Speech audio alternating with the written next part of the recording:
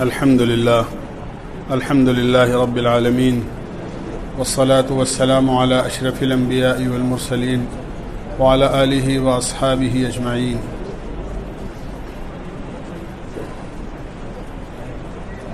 دوست بزرگوں،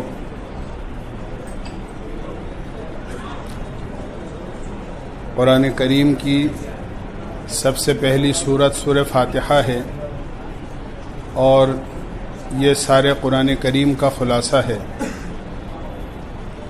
اور صرف قرآن کریم ہی نہیں بلکہ ساری آسمانی کتابوں کا خلاصہ ہے۔ روایت میں آتا ہے کہ جو کچھ پچھلی کتابوں میں اللہ تعالیٰ نے نازل فرمایا تھا وہ سب قرآن کریم میں اللہ نے جمع فرما دیا، اور جو کچھ قرآن کریم میں ہیں وہ سارا کا سارا سورہ فاتحہ میں اللہ نے جمع فرما دیا۔ انسان کی زندگی سے متعلق اور اللہ کی بندگی سے متعلق جتنے مسائل ہیں وہ سب کے سب سورہ فاتحہ میں اللہ تعالیٰ نے جمع فرما دیے۔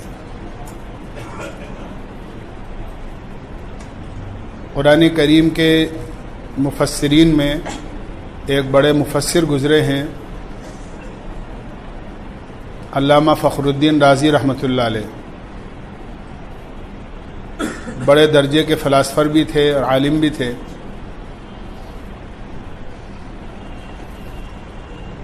ایک مرتبہ اپنے ساتھیوں کے درمیان میں کوئی بات ایسی بڑھ گئی جس میں انہوں نے اس بات کا دعویٰ کر دیا کہ میں سورہ فاتحہ سے 10,000 مسائل کو ثابت کر سکتا ہوں۔ تو ساتھیوں نے کہا کہ اگر آپ اپنی بات میں سچے ہیں تو کر کے بتائیے۔ تو اس کے جواب میں انہوں نے تفسیر لکھی جو تفسیر کبیر کے نام سے مشہور ہے، اور اس میں سورہ فاتحہ سے 10,000 مسائل کو ثابت کیا ہے۔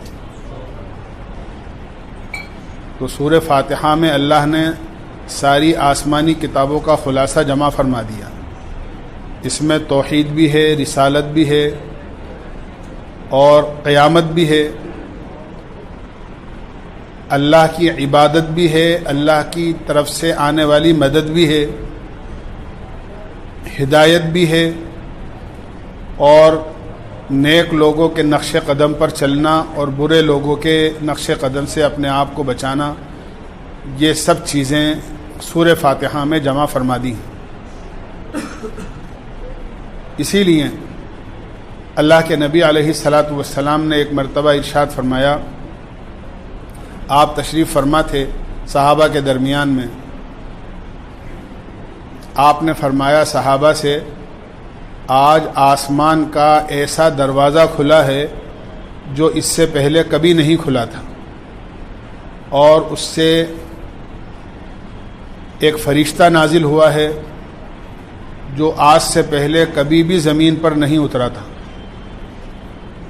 اور اس فرشتے نے آ کر مجھ سے یہ کہا کہ آپ کو اللہ تعالیٰ نے 2 نوروں کی بشارت دی ہے جو آپ سے پہلے کسی بھی نبی کو نہیں دی گئی، ایک سورہ فاتحہ ہے اور ایک سورہ بقرہ کا آخری رکوع ہے۔ تو سورہ فاتحہ کے بارے میں اللہ کے نبی علیہ الصلاۃ والسلام نے ارشاد فرمایا، چند چیزیں مجھے عرش کے پاس جو سب سے قیمتی خزانہ ہیں اس سے ملی ہیں، اس میں سے آپ نے فرمایا ایک سورہ فاتحہ بھی ہے۔ سورہ فاتحہ کے سلسلے میں اللہ کے نبی علیہ الصلاۃ والسلام نے اس کے فضائل میں بہت ساری باتیں ارشاد فرمائی ہیں۔ ایک حدیث میں آپ نے فرمایا سورہ فاتحہ ہر بیماری کی شفا ہے، یعنی اگر کوئی آدمی بیمار ہے اور سورہ فاتحہ پڑھ کر دم کر دیا جائے تو اللہ تعالیٰ اس کی بیماری سے اس کو شفا عطا فرما دیتے ہیں۔ اللہ کے نبی کے زمانے میں صحابہ کا ایک قافلہ اور ایک جماعت کہیں گئی ہوئی تھی، وہاں ایک گاؤں میں ان کا قیام ہوا۔ گاؤں میں کسی آدمی کے کسی سانپ نے یا بچھو نے کاٹ لیا، ان کے پاس کوئی دوا نہیں تھی، ان لوگوں کے پاس وہ آئے اور کہنے لگے اگر تم میں سے کوئی دم کرنا جانتا ہو تو ہمارے آدمی کو کسی زہریلے جانور نے کاٹ لیا ہے، آپ دم کر دیں تاکہ اس کا زہر اتر جائے۔ تو ایک صحابی گئے اور دم کر کے واپس آ گئے۔ اللہ نے اس کو اچھا کر دیا۔ اللہ کے نبی علیہ الصلاۃ والسلام کو یہ واقعہ سنایا گیا۔ اللہ کے نبی علیہ الصلاۃ والسلام نے ان سے پوچھا کہ تم نے کیا پڑھ کر دم کیا تھا؟ وہ کہنے لگے اللہ کے نبی مجھے کچھ آتا تو نہیں تھا، میں نے تو سورہ فاتحہ پڑھ کر دم کر دیا۔ اللہ کے نبی علیہ الصلاۃ والسلام نے ارشاد فرمایا اس سورت کی یہی خاصیت ہے کہ اگر اس کو کسی بھی بیماری کی حالت میں پڑھ کر دم کر دیا جائے تو اللہ اس بیماری سے اس کو شفا عطا فرما دیتے ہیں۔ اس کا نام ام القرآن ہے۔ فاتحہ اس لیے کہتے ہیں اس کو کہ فتح کے معنی کھولنے کے آتے ہیں اور فاتحہ کے معنی کھولنے والی کے آتے ہیں۔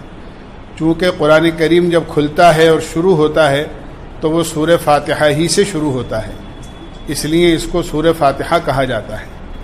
اس سورت کے مقدس ہونے کی اس سے بڑی کیا دلیل ہوگی کہ اس کو نماز کی ہر رکعت میں پڑھنے کو کہا گیا ہے۔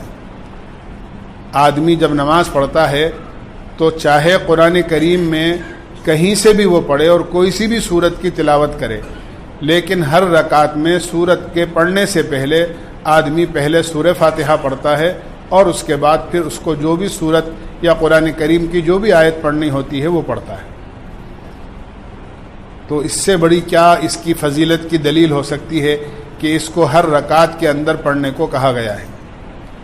اس لیے سورہ فاتحہ کو پڑھنے کا اہتمام کرنا چاہیے۔ اللہ کے نبی علیہ الصلاۃ والسلام نے فرمایا سورہ فاتحہ کو کثرت سے پڑھا کرو۔ ایک روایت میں تو آپ نے یہاں تک فرمایا سورہ فاتحہ کا ایک مرتبہ پڑھنا 2/3 قرآن کریم کے برابر ثواب رکھتا ہے۔ 2/3 کا مطلب یہ ہے کہ 20 سپارے، جتنا 20 سپاروں کے برابر ثواب ملتا ہے پڑھنے پر، اتنا ایک مرتبہ سورہ فاتحہ کے پڑھنے پر ثواب ملتا ہے۔ اسی طرح اس کے بعد جو سورت ہے وہ سورہ بقرہ ہے، جو قرآن کریم کی سب سے بڑی سورت ہے اور ہر اعتبار سے بڑی ہے۔ 2.5 سپاروں کی سورت ہے، اس اعتبار سے بھی بہت بڑی ہے۔ اسی طرح اس کے اندر اللہ تعالیٰ نے قرآن کریم کی ایک ایسی آیت نازل فرمائی ہے جو آیت تمام آیتوں کے مقابلے میں الفاظ کے اعتبار سے بھی بڑی ہے۔ اتنی بڑی پورے قرآن کریم میں کوئی آیت نہیں ہے جتنی سورہ بقرہ کے آخری رکوع سے پہلے والے رکوع میں آیت ہے۔ یا ایھا الذین آمنوا اذا تداینتم، یہ ایک ایسی آیت ہے، اتنی بڑی آیت الفاظ کے اعتبار سے پورے قرآن کریم میں کہیں بھی نہیں۔ مقام اور مرتبے کے اعتبار سے بھی اللہ تعالیٰ نے ایسی آیت سورہ بقرہ میں رکھی ہے جو قرآن کریم کے دوسرے کسی بھی حصے میں نہیں ہے۔ حضرت ابی بن کعب فرماتے ہیں اللہ کے نبی علیہ الصلاۃ والسلام نے ایک مرتبہ میرے مونڈے پر ہاتھ رکھ کر فرمایا کہ جانتے ہو قرآن کریم میں سب سے افضل آیت کون سی ہے؟ تو ابی بن کعب چونکہ سب سے بڑے قاری تھے امت کے، قرآن کریم کے بہت ماہر تھے، اللہ کے نبی علیہ الصلاۃ والسلام سے عرض کیا اے اللہ کے رسول، میری نظر میں آیت الکرسی سب سے زیادہ بڑی اور افضل آیت ہے۔ اللہ کے نبی نے فرمایا ابو المنذر، یہ ان کی کنیت ہے، اللہ تمہیں تمہارا علم مبارک کرے، حقیقت میں قرآن کریم میں اس سے زیادہ افضل کوئی آیت نازل نہیں ہوئی۔ تو آج میں نے کیا کہ ہر اعتبار سے سورہ بقرہ بہت زیادہ محتم بشان صورت ہے۔ روایتوں میں آتا ہے اللہ کے نبی علیہ الصلاۃ والسلام نے ارشاد فرمایا یہ سورت مدنی ہے۔ اللہ کے نبی علیہ الصلاۃ والسلام کے مدینے جانے کے بعد اس کے نازل ہونے کی ابتدا ہوئی، مختلف مرحلوں میں مختلف موقعوں پر مختلف آیتیں اس کی اتری، اور سب سے آخری آیت تو اللہ کے نبی علیہ الصلاۃ والسلام کی وفات سے 80 دن پہلے یا 90 دن پہلے قرآن کریم کی اتری، اور اس کے بعد قرآن کریم کی کوئی آیت نازل نہیں ہوئی، اور وہ بھی سورہ بقرہ ہی کے اندر ہے وَاتَّقُوا يَوْمًا تُرْجَعُونَ فِيهِ إِلَى اللَّهِ ثُمَّ تُوَفَّى كُلُّ نَفْسٍ مَا كَسَبَتْ وَهُمْ لَا يُظْلَمُونَ۔ یہ قرآن کریم کی نازل ہونے کے اعتبار سے سب سے آخری آیت ہے، اس کے بعد وحی کا سلسلہ بند ہو گیا۔ اور یہ قرآن کریم کی سب سے آخری آیت، یہ بھی سورہ بقرہ ہی کے اندر ہے۔ ایک ایک آیت کے ساتھ 80 فرشتے آسمان سے سورہ بقرہ کی ہر آیت کے ساتھ اترے تھے۔ یہ اس کے عظیم الشان صورت ہونے کی علامت ہے۔ اللہ کے نبی علیہ الصلاۃ والسلام نے ایک روایت میں فرمایا، سورہ بقرہ پڑھا کرو، اس کا پڑھنا برکت ہے اور اس کا چھوڑنا حسرت ہے۔ اور آگے آپ نے فرمایا، اہل باطل اس کے پڑھنے والے پر قابو نہیں پا سکتے۔ علماء نے لکھا ہے، حضرت معاویہ رضی اللہ عنہ سے مروی ہے کہ اہل باطل سے مراد یہاں جادوگر ہیں، یعنی جو لوگ کسی پر جادو کرتے ہیں، کسی کو نقصان پہنچاتے ہیں جادو کے ذریعے سے، سورہ بقرہ کی تلاوت کرنے والے کو جادو کا اثر نہیں ہو سکتا۔ یہ ہمیں یاد رکھنا چاہیے کہ سورہ بقرہ پڑھنے کا حکم ہے، پڑھوانے کا حکم نہیں ہے۔ ہم لوگ تو کرائے کا آدمی تلاش کرتے ہیں کہ کوئی آدمی ایسا مل جائے جو ہمارے گھر میں آ کے سورہ بقرہ پڑھ دے، اور پھر کچھ پیسے اگر وہ چاہتا ہے تو اس کو کچھ ہدیہ، کچھ پیسے کچھ دے دے، تاکہ ہمیں تو کچھ کرنا نہیں پڑے، بلکہ یہ کام بھی کوئی دوسرا ہی آگے کر جائے۔ حالانکہ پڑھنے کے بارے میں حکم ہے، پڑھوانے کا حکم نہیں ہے۔ اس لیے خود پڑھنا چاہیے، اور خود ہی اگر نہیں پڑھے ہوئے ہوں تو پڑھنا سیکھنا چاہیے۔ ایک روایت میں عبداللہ بن مسعود رضی اللہ عنہ فرماتے ہیں کہ سورہ بقرہ ایسی محتم بالشان صورت ہے کہ اگر کسی گھر کے اندر سورہ بقرہ کی شروع کی بلکہ فرمایا سورہ بقرہ کی 10 آیتیں اگر پڑھ لی جائیں تو اس گھر سے شیطان نکل جاتا ہے، اور جس رات کو وہ 10 آیتیں پڑھی جاتی ہیں اس رات کو صبح تک اس گھر کے اندر کسی قسم کا کوئی غم، کوئی تکلیف، کوئی رنج، کسی قسم کی کوئی آفت، کوئی بلا، کوئی نقصان، کوئی چوری نہیں ہو سکتی۔ یہ اللہ کے نبی نے فرمایا۔ وہ 10 آیتیں کون سی ہیں؟ فرمایا شروع کی 4 آیتیں الف لام میم سے لے کر اور اولئک علی ھدی من ربہم واولئک ھم المفلحون تک، شروع کی 4 آیتیں، درمیان کی 3 آیتیں، درمیان کی 3 آیتوں کا مطلب ہے آیت الکرسی اور اس کے بعد کی 2 آیتیں، اور آخر کی 3 آیتیں یعنی آخری رکوع۔ تو یہ 10 آیتیں جو پڑھنے کا اہتمام کرے گا اس کے گھر کے قریب شیطان نہیں آ سکتا، اور کسی قسم کی کوئی تکلیف، رنج، مصیبت اور بلا اس کے گھر کے قریب بھی نہیں آ سکتی۔ آیت الکرسی تو بہت ہی محتم بالشان آیت ہے، جیسا کہ میں نے عرض کیا کہ پورے قرآن کریم میں سب سے زیادہ افضل اور سب سے زیادہ محتم بالشان آیت ہے۔ جو آدمی رات کو اس کے پڑھنے کا اہتمام کرتا ہے، اللہ تعالیٰ ایک فرشتہ مقرر کر دیتے ہیں، وہ فرشتہ رات بھر اس کے جان و مال کی حفاظت کرتا ہے، صبح تک اس کے جان و مال کی حفاظت کرتا ہے۔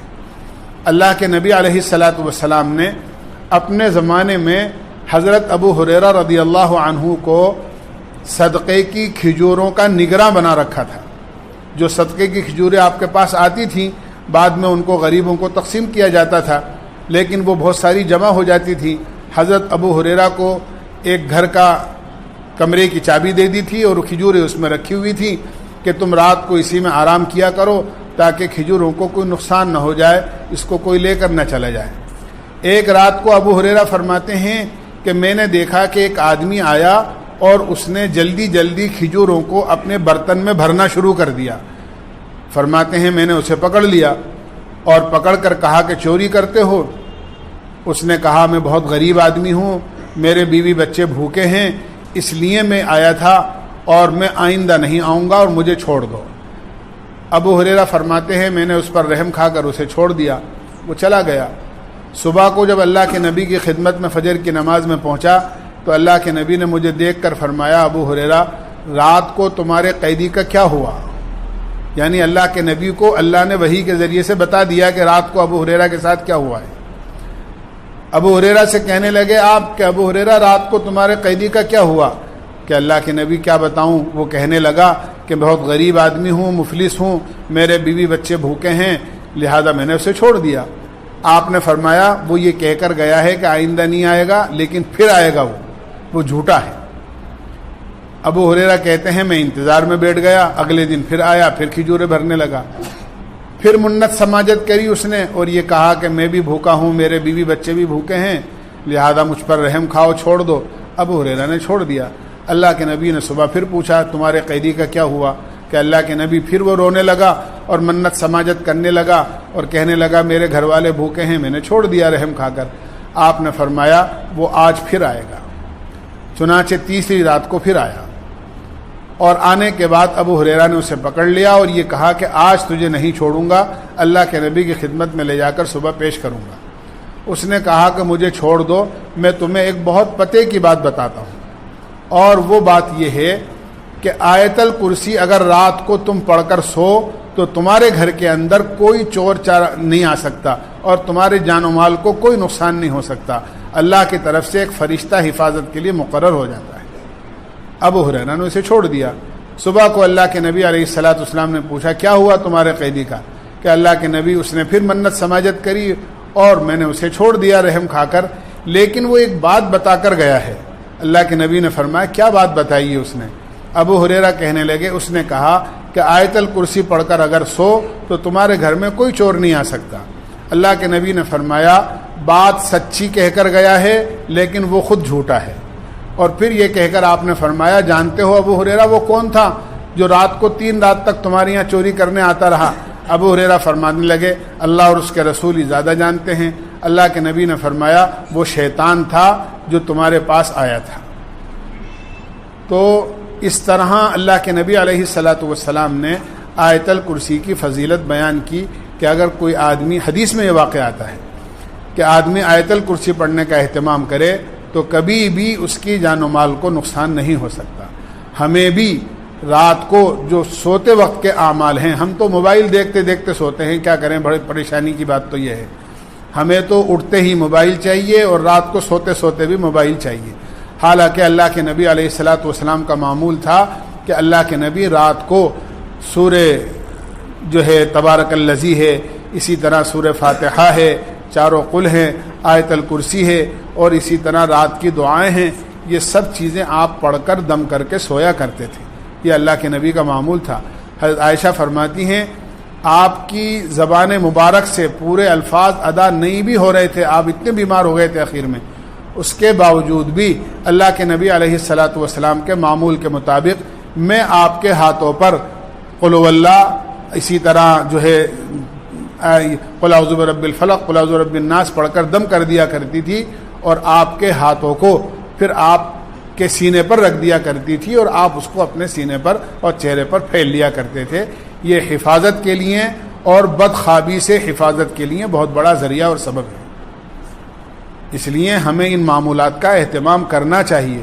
ایک روایت میں تو اللہ کے نبی علیہ الصلاۃ والسلام نے یہاں تک ارشاد فرمایا کہ جو آدمی ہر فرض نماز کے بعد میں اہتمام کے ساتھ آیت الکرسی پڑھنے کا اہتمام کرے گا، اللہ تعالیٰ اس کو انتقال کے فوراً بعد جنت میں داخل کر دیں گے۔ یعنی کوئی چیز اس کے لیے جنت میں جانے کے لیے رکاوٹ نہیں ہے سوائے موت کے۔ ادھر اس کا انتقال ہوا اور اللہ آیت الکرسی پڑھنے والے کو سیدھے جنت میں پہنچا دیتے ہیں۔ اللہ ہمیں عمل کی توفیق نصیب فرمائے۔ سبحان اللہ بحمدی، سبحانک اللہم وبحمدک، ونشہد ان لا الہ الا انت، نستغفرک ونتوب الیک۔ صلی اللہ تعالی علی خیر۔